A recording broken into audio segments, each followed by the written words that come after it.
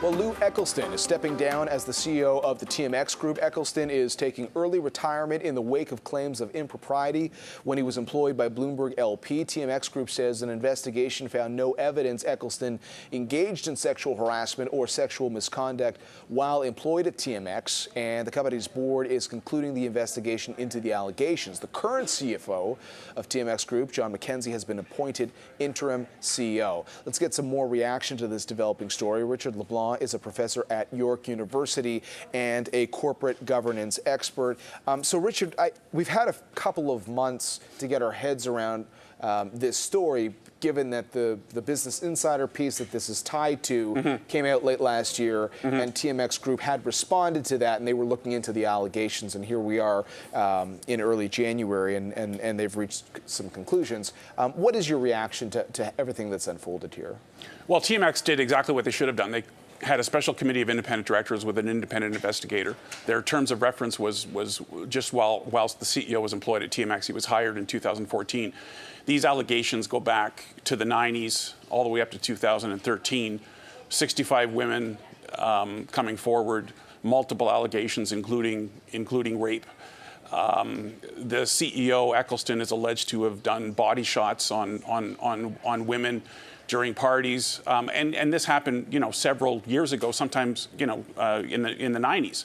So the governance lesson here is, and this is what good boards are doing to not only new hires, and this is some advice for the new hire for the TMX board, is there anything in your past that you've said or done that whenever it occurred, that could come back to bring reputational harm to the company? TMX said that these allegations, which are in public documents, were recently discovered. So in other words, TMX, when at the hire decision in 2014, and I'm speculating here, was not aware of these allegations.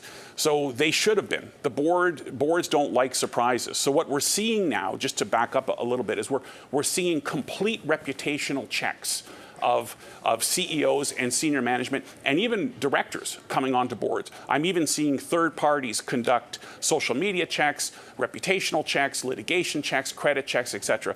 And I haven't seen this degree of scrutiny ever in years. And this has just happened in the last couple of years. Now, there is a stock story here in that under Eccleston's leadership, the TMX Group has seen strong performance in the market, right? So I think if you're an investor of this business, you're going to look at that and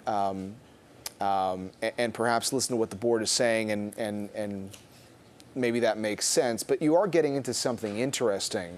I mean, when reporters can surface all this information in a piece, should well-paid, highly performing board directors,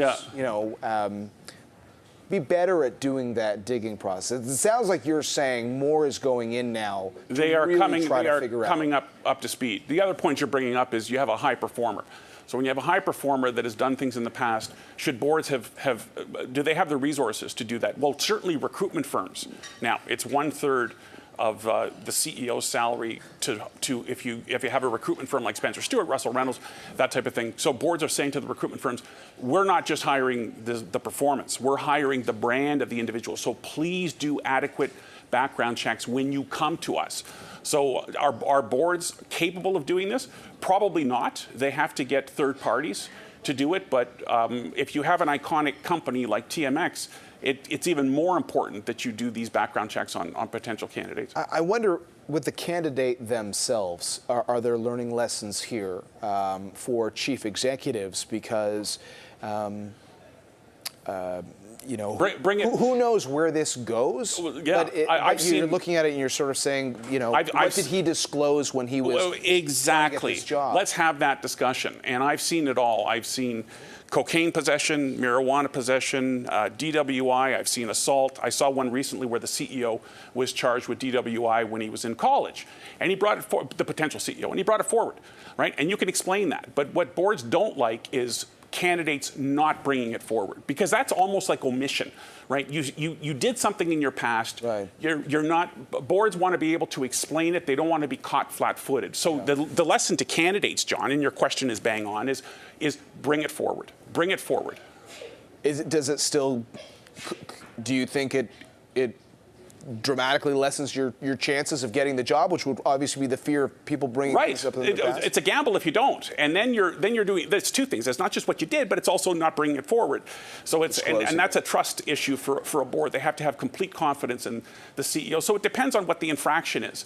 Can we live with with this particular CEO's conduct given what happened? They might have been able to in 2014 when they made the hire decision, but they don't know because they haven't had the discussion. Right. Is the point. All right. Well, developing story. Richard, always good to get your perspective. Thanks My pleasure, John. for joining us. Richard Leblanc from York University.